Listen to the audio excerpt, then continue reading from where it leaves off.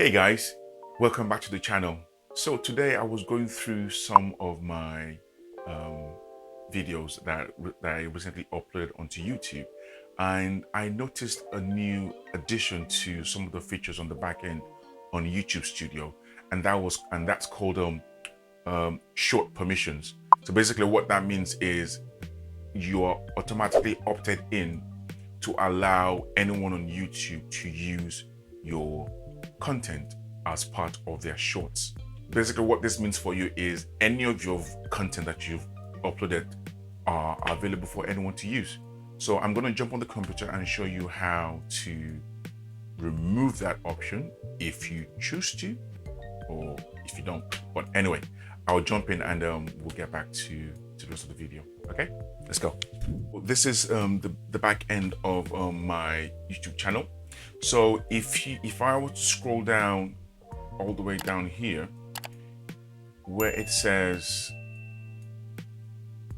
short permissions right here, okay, so I have already taken I've already opted out of it not to allow people to sample this content. So basically the short permissions allow people to create shorts using parts of this video. Turning this off will permanently delete all short sampling its content. Not all videos can opt out. So basically in my case, I mean, I chose to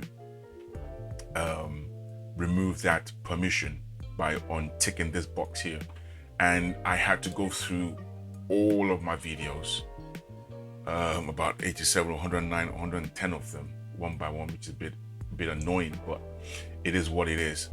So there you have it. I hope this has been helpful.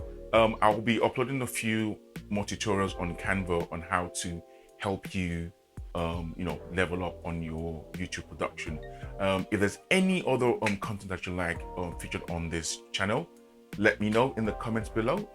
I'll be doing some reviews of the equipment that I use to record my videos and some that I think will be of value to you as well. So until then, take care and God bless.